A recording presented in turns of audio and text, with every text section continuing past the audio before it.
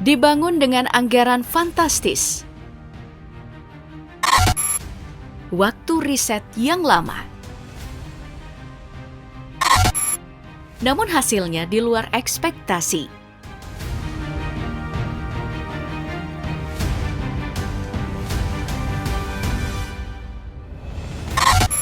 Gak bisa dipungkirin saat ini kapal perang seolah menjadi ajang gengsi setiap negara dalam menunjukkan kekuatannya dalam bidang militer.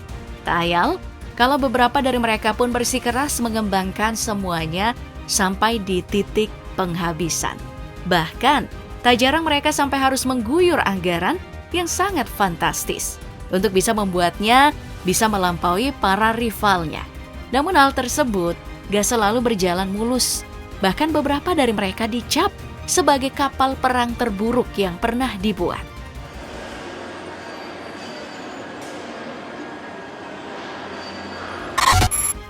Seperti kapal perang Vasa ini, dalam sejarah dunia maritim, kapal perang ini cukup terkenal dengan segala kelemahan yang dimilikinya. Dibangun oleh Raja Gustavus Adolphus dari Swedia, kapal ini seharusnya menjadi lambang kekuatan dan keunggulan militer Swedia pada abad ke-17. Namun, yang sebenarnya terjadi malah Vasa ini menjadi salah satu kapal perang yang terkenal gagal total. So the colors are amazing on the model here and it really gives you an idea of just how beautiful this ship would have been. Meski pada dasarnya kapal ini cukup megah pada zamannya.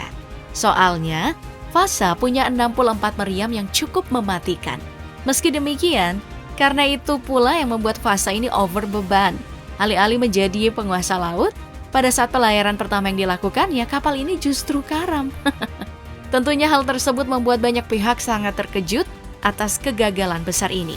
Kekurangan desain dan konstruksi yang mengerikan telah membuat Vasa ini menjadi salah satu contoh paling terkenal dari proyek militer yang ambisius yang berakhir dalam bencana besar. Dikabarkan sebanyak 30 awak kapal perang ini meregang nyawa. Dan setelah lebih dari 300 tahun di dasar laut, kapal Vasa akhirnya ditemukan di tahun 1961 dan berhasil diangkat ke permukaan.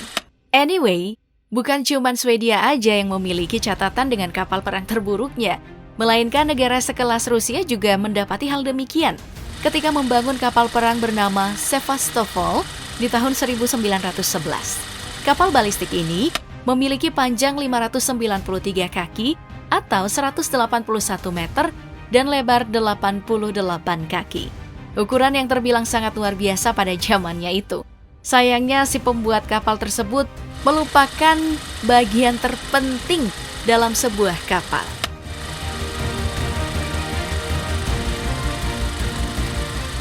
Mungkin saja pada zamannya itu emang belum ada tahu gimana ya, sehingga kapal dengan ukuran super fantastis ini hanya dibekali mesin yang sangat sederhana. Di antaranya itu adalah 25 mesin uap yang dipadukan dengan 10 turbin. Mesin tersebut pun hanya mampu memberikan kapal ini kecepatan maksimum hingga 23 knot atau setara dengan 42 km per jam. Mesin itu pula yang sanggup memberinya daya jangkau hingga 4.000 km. Ya, overall gak terlalu buruk sih, tapi kekurangan terbesar pada kapal perang ini terletak pada sistem persenjataannya.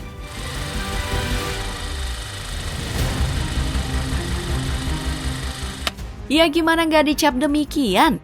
Pasalnya kapal perang ini memuat terlalu banyak sistem persenjataan di dalamnya. Belum lagi kalau kita ngebahas segala penempatan senjata tersebut yang terlihat tanpa perhitungan sama sekali.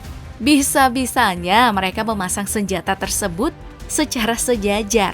Alhasil, kapal perang ini hanya nggak bisa nembak secara bersamaan. Terdengar cukup pemborosan bukan? Terdengar rada-rada aneh sih, mengingat Rusia sendiri cukup terkenal tentang alutsista.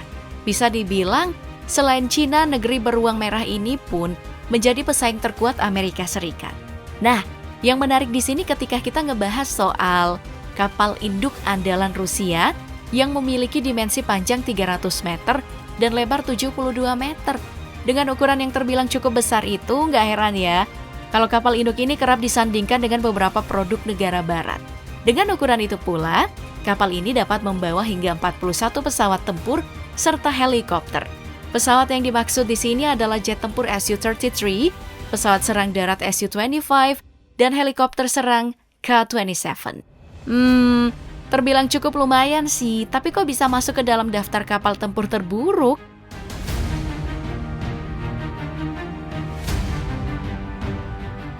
Ya, sejatinya masalah besar yang terdapat pada kapal ini terletak pada kurang perhitungan pada dek penerbangannya.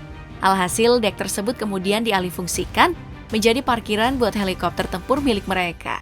Gak cuma itu aja, mengambil nama Admiral Nikolai Gerasimovich Kuznetsov, seorang komandan angkatan laut di Uni Soviet yang terkenal dan dibangun di galangan kapal di Ukraina, yang saat itu masih bagian dari Uni Soviet, justru menuai perdebatan. Sebab negara-negara di sekitar galangan kapal tersebut secara terang-terang adanya aktivitas kapal semacam itu yang berada di sepanjang pantai mereka. Unlike the US, which is constantly working on the technical condition and modernization of its equipment. Sebenarnya kita masih dibuat rada mikir sih kenapa Rusia masih mengandalkan kapal perang ini. Soalnya selain kedua masalah tadi, Admiral Kuznetsov tersebut terbilang sangat kurang dari segi perawatan sejak pertama kali dibuat. Itu dapat kita lihat pada saat kapal ini diterjunkan untuk misi perang ke Suriah. Alih-alih memukau negara lain dengan kekuatannya, kapal tersebut justru jadi bahan olok-olokan. Sebab, karena kapal induk yang acap kali digaungkan punya teknologi yang super canggih ini, mengeluarkan lebih banyak asap ketimbang kapal uap. Selain ditugasin di sana pun, kapal induk nggak terlalu berperan penting sama sekali. Makanya sah-sah aja ya, kalau begitu banyak orang menilainya sebagai salah satu kapal perang terburuk. Selanjutnya dalam daftar tersebut tercatat ada kapal perang asal Jepang yang bernama Yamato. Kapal ini sendiri salah satu kapal perang paling terkenal dan bersejarah yang pernah ada. Diproduksi oleh Angkatan Laut Kekaisaran Jepang selama Perang Dunia Kedua berlangsung. Pada awal kehadirannya pun cukup mengguncang dunia. Namun seiring berjalannya waktu, kekurangan pada kapal ini pun bermunculan. Mulai dari ukuran yang sangat besar, membuat Yamato cukup sulit untuk melakukan manuver. Karena itu pula membuatnya lebih rentan terhadap serangan torpedo udara dan permukaan. Selain itu, bicara soal performa, kapal ini pun terbilang sangat jauh dari harapan. Yakni hanya bisa melaju hingga 27 knot, yang tentu kemampuan ini sangat jauh di bawah rata-rata kapal perang milik Inggris dan juga Amerika Serikat. Banyaknya kekurangannya itu pun membuat kapal ini hanya tinggal nama aja. Setelah harus karam dalam pertempuran Okinawa pada tahun 1945 sebagai akibat dari serangan udara Amerika Serikat. Meski demikian bukan berarti Amerika Serikat gak punya hasil ciptaan yang masuk ke dalam daftar ini juga. Buktinya USS Massachusetts terbilang punya banyak kekurangan untuk seukuran kapal perang. Seperti Yamato yang kurang dari segi performa. Kapal perang yang satu ini juga mengalami hal demikian. Kurangnya kecepatan yang dimilikinya mengakibatkan Massachusetts terbatas dari segi manuver dan juga operasi cepat.